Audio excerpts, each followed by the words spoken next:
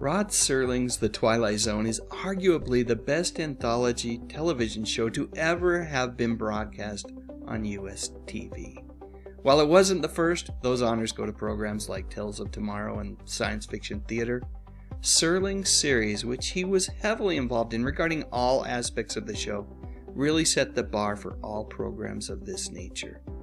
The original series debuted in 1959 and ran for 5 seasons and contained so many classic episodes that thrilled the young Dave Sundstrom to no end when the program was rebroadcast in syndication during the 70s on our one and only UHF station, KSTU Channel 20.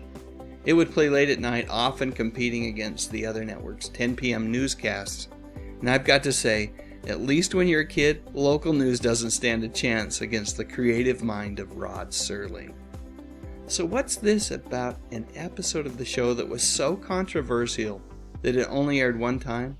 Well, the episode that we're talking about today aired during the program's 5th and final season, titled The Encounter. It starred Neville Brand and a pre-Star Trek George Takei as 2 men who find themselves trapped in an attic with an old samurai sword that seems to have a mind of its own.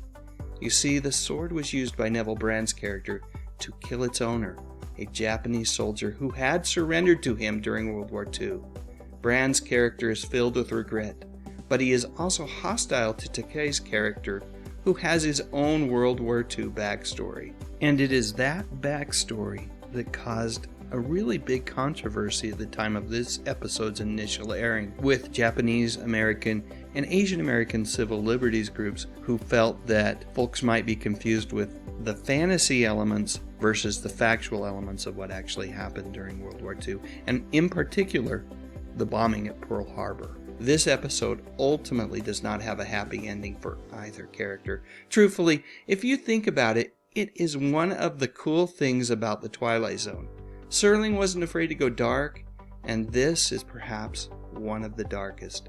Because of the episode's racial overtones, when the show returned in reruns and was sold to awesome UHF stations like little old KSTU here in Salt Lake City, the decision was made to remove The Encounter from the syndicated package. It would not air again until 2016, over 50 years, when it finally played on the Sci-Fi Network as part of a Twilight Zone marathon.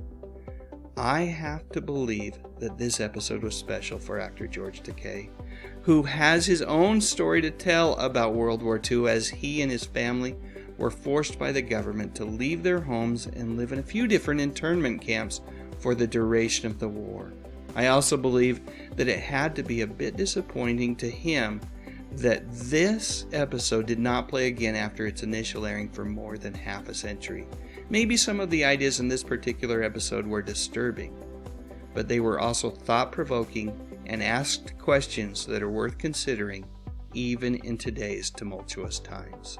Instead of me going on and on, perhaps it would just be best for me to let Rod Serling himself explain why an episode of The Twilight Zone, like The Encounter, is so important. The purpose of a dramatic show, which is used as a vehicle of social criticism, is to involve an audience, to show them wherein their guilt lies, or at least indeed their association. Well said, Rod. Well said. Let's end this particular video with an image from another classic episode of The Twilight Zone, this time starring the great William Shatner. Alright, so now it's your turn.